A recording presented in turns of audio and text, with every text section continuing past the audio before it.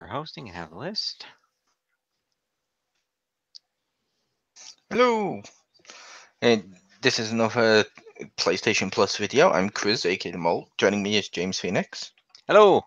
Unfortunately, we lost Anastasia Lazerbeam due to schedules and stuff, but I do have her opinions, and Good. I will say them first. She only gave them for 2 games. Okay. Just to get them out the way first, did you play Firmins on Vita? No. Nope. No. Did you play Eat Them on PS3? Nope. No. Rise of Titan? Nope. Okay, cool. So we can move on to the PS4 games. Did you play King of Oddball? No. Have you Fortunately, played any of them this month? I did. I got to play Rayman Legends, but that was the only one I had time to play. I haven't had power in my Okay. house most of this week because of a power outage, so I had less time than normal. Yeah, fair enough. So I'll admit, I've not played any of them this week. I played them all the first week, fair enough. but that's fine. Yeah, I played some Rayman last week. I was going to play Beyond Two Souls this week, and I had no power since Tuesday. So just because we don't have it yet, or just because Pew hasn't played it either, I'll go with King of Oddball. okay. And people, when I'm looking at my phone, I've got the list here from the official blog, just to make sure I don't miss anything. Cool. But yeah, King of Oddball. How to describe this? Did you wish Angry Birds was remade as a shitty budget rip-off version? Like, are you the type of gamer that saw Super Monkey Ball on GameCube and said, no, I'm holding off until Hamster Ball came out? Real game. I did buy that. Or are you one of those people who's like, oh, Mario Kart 8's on the Nintendo Switch, but Hello Kitty Karts has just come out? That game looks terrible. But yeah, it's basically like them, where it's instead of catapulting them like this across the screen, he swings he swings what you're firing that way, like a pendulum, and you just release it that way to either direction to kill the enemies. But it's basically a worse Angry Birds. That's what it looked like. Not good. Next, I'll go with. Since Jim hasn't played, I'll leave out until last, so he has a chance to do one in between. We'll go with Rayman Legends. That was fun. I actually never played a Rayman game before this. But it was really fun. They did very well. I mean, even though it's only a basic 2D platformer, I like the zany characters and some over top cartoon behavior. I like the creative enemies, and in fact, it's just very simple to play. It's very easy to pick up and play. The levels were kind of cool. It's like, oh, you can go over this way, and then you go free this little fairy guy in the side room, and you're trying to get him all before the end of the level. It's a good structure. I did like the mechanic with the little green fly dude, where you use him to do something so that Rayman can do other things. That was a really cool double character mechanic. And I really like that. It's like, okay, he's going to tickle the guy, so he lifts his shield so Rayman can punch him in the stomach. It's like, all right, that's really neat. Oh, cool. But yeah, that's a fun game. I'm gonna play more of that Rayman game because that is fun. I'm a big fan of the old school 2D platformers like that, and so. And I can say, Pew put Rayman Legends, colourful, good music, fun, love the couch multiplayer. Yes, couch co-op is hard to come by these days, and that is a good feature.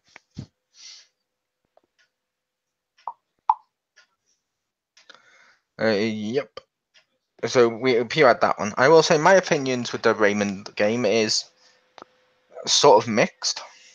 Okay. It looked cool. I liked just the art style of it. Cool music. Nothing original. Okay. I can see that. Like everything in it has either been in a Little Big Planet, Earthworm Jim, one of the Marios, and stuff like that before it, and it's like, okay, and Rayman's never been as interesting to me as Mario. Or any of the other ones. Like I've played the hell out of the Sonic games. Like Sonic Mania is fucking awesome. But this one, when I see Rayman, I'm like, no, there's a reason the Rabbids overtook you in popularity.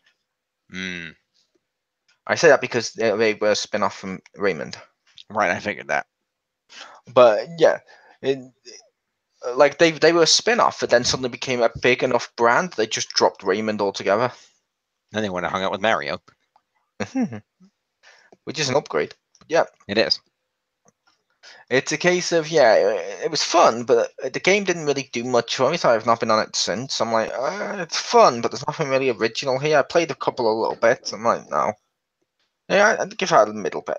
Okay. But next we have Beyond Two Souls, and it's gonna be funny because I know me and Pew will heavily disagree with this. Okay. But Pew put Beyond Two Souls, camera control terrible. Okay. Writing lazy is literally the worst thing that can happen. Happens every time. Feels like a point and click adventure. Limited. And choosing to play it in chronological order doesn't actually make it all on chronological order. Mm. Was what she said. Okay. However, I argue the chronological order thing was added after the game originally came out. Just in case anyone's wondering. Okay. That was just so because people had been requesting, oh, can't we play this in order? Because you jump around and you play it normally through different segments of the game and through her life. So they said, okay, fine, and they did it to be nice to the fans. It wasn't supposed to be a massive thing, but it was there as an extra when they upgraded it. Gotcha. But yeah, I like Beyond Two Souls. The characters are great. The motion capture's wonderful. The story's brilliant, and the camera that Pew didn't like, it's because it's focused on basically it's focused on the character itself, like it's locked to specifically that little, like where the ghost is. Mm. But it's because she has a slight spoilers for you, Jim. She has a ghost. Okay. Hence, there's two souls in it. But yeah, it's a Ah. yep. And basically, the idea behind that is when you control the camera, because you know roughly where the ghost is, it's going to make it easy for you to interact with the stuff you need to. Mm-hmm. I will also say the worst thing doesn't always happen. Okay. It can happen a lot, but it doesn't always happen. Some of it as well, you have to choose. Interesting. Or not choose. Well, some of it you have to choose or choose not to. Like, there's a scene where there's like a party going on and they kind of bully her. Okay. As her ghost, you have a chance to get revenge. Ah. And as she tells you to stop, you can keep going, which is the worst thing that can happen. However, as the ghost, well, you can also just spook them a little bit and just leave the kids alone Mm. because they're kids. You don't really need to murder them. Right. There's one where she goes to almost get raped. Oh, lovely. I'm not gonna say where because that'll spoil where for you, but she almost goes to get raped. And as the ghost, you can actually stand back and let it happen. Hmm. Or you can stop it with your ghost powers, which are like kind of like she uses the ghost like telekinesis, so it's not really her doing it; it's the ghost. But it's pretty fun, and yeah, the characters are so likable. It's wonderful how much like him William Dafoe looks, Mm. and how much like her Ellen Page looks, and you're like, oh, that's cool. Nice. I'm glad you kind of explained that because the only thought that was going through my head was, how do you rape a ghost? She's not a ghost. Yeah, I figured that out as you kept going. Yeah. Or the other question would be, how do you rape a ghost? You put the willies up them. Ah! I get it. Yeah, you've done. You've been a ghost. We've all been there. We all remember you bald and without your mustache. Going, there's a girl on my bed? Yes! I've shut the. I've Don't shut remember the. the Casper movie? Oh, okay. The single greatest cinematic movie made about ghosts. Where, like, Wednesday from the Addams Family, I assume it's a spin off, sits on his bed and he's like, oh my god, there's a girl on my bed? Yes! When he discovers, like, a secret machine underneath his house that can turn people into ghosts. Yeah. Because, that was good, but it's no Casper meets Wendy. Casper meets Wendy was good. I liked Casper, but I will admit I prefer the original Casper film or the original, the live actions. I did see a Spirited Beginning. Mm. The part I laughed at most with that one, to sum it up, is they had 3 ghosts in a row, because it was the 3 uncles, disguised as frogs, going bulldozer. I'm like, it's the Budweiser frogs. Wait, why is this in a kids' film? Kids aren't going to watch this. Oh, it's just like that beer Daddy drinks before he gives Mummy that nasty eye. Or, it's that magical drink for when he drinks it, Daddy falls asleep, and the next morning, Mummy's walked into a door. Don't think that's going to happen. Kids aren't going to, and I don't think kids would be that naive, to be fair. But yeah, it's a case of, I've seen all the live action ones in the CGI, and I like the Casper films. I don't need to reference that. But yeah. It was a case of, with that Beyond Two Souls, I liked the relationships, I liked the choices, and you get to see all the stuff throughout it. And with it, the thing to remember is, while there may not be as many choices as people would want, it's not an Until Dawn or a Telltale game, or you know what I mean, some of those where you get to make all those choices. This is more like a cinematic experience, and you're just interacting with it more than those, because a lot of the choices are very linear, and some of them are completely pointless. Like some of them, when she speaks to you, you have a choice to lock her out of her apartment if you want to, or keep her in the apartment. Or when she's a child, you can spook her if you want, and you're like, okay. But some of the choices, some are important.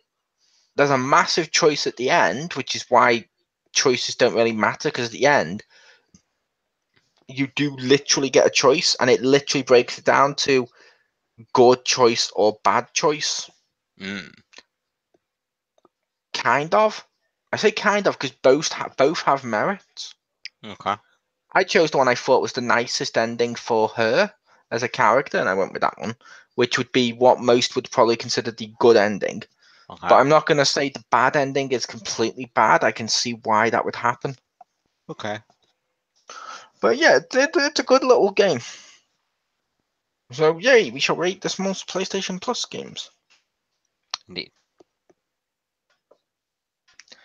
I will let you go first, Jim. Okay. Pew, I don't think Pew's given me a rating. I shall probably message you for an overall rating while you're doing this. Okay. Yeah, overall, I don't know, because like I said, I enjoyed Rayman, and it sounds like Beyond Two Souls is a generally good game, but that Angry Birds clone sounded like it was just a waste. So, I guess that's maybe... trying to think. I think an 80 is fair, because I think that Rayman was good, Beyond Two Souls is good. I think that they brought it down a little bit. But an 80, like I said, had I played Beyond Two Souls, I'd have a more accurate rating. But I would say, just based on what I know, an 80, maybe an 85 if Beyond Two Souls is better than, it sounds like a pretty good game. So somewhere in that area. It's a good experience. It depends what you're looking for. That's fair. So yeah, I'm solid an 80, I think is fair. That's fine. Pew hasn't given me a rating. I messaged her, but she's possibly busy at the moment, so she might not be able to give me a rating. But personally, I'm going to say for this month's, I'm even, and it's not just for the selfish reason. But hang on, she may have given me one. Huh? Pew gave me good.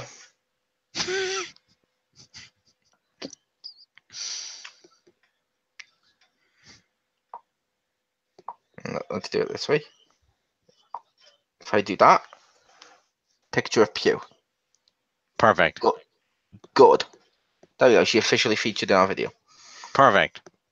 Via satellite. But no, she rated it good, so that's fine. As I was going to say, yeah, and it's not just for the selfish reason. I'm going to have to give it a thumbs down. But to be fair, on the plus side, the PS3 stuff may be elsewhere, but this month I'm going to say is, compared to the other months, we got a Rayman Legends game, which wasn't that good, in my opinion. An Angry Birds clone, and for me personally, we got a game I already owned. For other people, you won't already own it, but which is fine. That's why I'm not going to count that for the rating. If boo, I don't own it. Fuck you. That's completely shit. I hate it when people do that. But it's a case of I don't own it, so it's annoying for me. But as a game, it's good. But that's one good game amongst a sea of mediocrity. Mm-hmm. Or mediocrity, if you will, because a sea of mediocrity. It's funny. That's gentle comedy right there, folks. But yeah, join us on Sunday when we review Deadpool 2. 2, Electric Boogaloo. Have you seen it yet? Yes, Pew and I Okay, saw it good. together last night. Cool, and I shall talk to you after this. Cool. A little bit at least, but yeah, not too Okay. much. But yeah, Okay. I liked the. Like I said, these we always do these every month. We normally shoot for the closest to the 20th as possible. Yep. 20th is why it's an arbitrary number where we felt okay, that's good enough time for us to play it, good enough time for you people to listen to our review and go, oh, maybe I should download them. So Yeah. we moved it this month though just to make sure we could still do Deadpool. Yeah, and as a reminder, you can add these to your library and download them later. They're always available once you add them to your library. So if you're not sure, it doesn't hurt for you to add one to your library because you can always come back to it in a month or two and be like, oh yeah, I wanted to try that out, and download it and try it then. Oh, fuck you, always bringing up the libraries. No, don't. Add it to your Kindle and then Kindle it later. That's not a thing. Add it to your Kindle and Kindle it. No, here's right. Yeah, obviously you can add it to your library and download it later, which is fun. But yeah, this was the PlayStation Plus stuff. I'm curious to see what we're going to get next month. Yeah, is there anything big happening next month that they would try to tie into? Or next month's literally E3. Fair enough. Then cool. Yeah, I'm hoping, but it's unlikely. But they've said they talked about that in the past. Is putting the same demos that are on E3, where you can play them, but put them on the PlayStation after E3. I'd be okay with that for maybe July. I don't think they will, but a few places have talked about it being a possibility. Okay. I think that'd be cool. Just give it to put in Plus and make them Plus demos for the month. So you only have a month worth of demos. That'll work. Because they did probably don't want to leak the full one. Yeah. But yeah, I was Chriz, aka the Mole. Joining me was James Phoenix. Thank you. Peace, and we'll see you for Deadpool.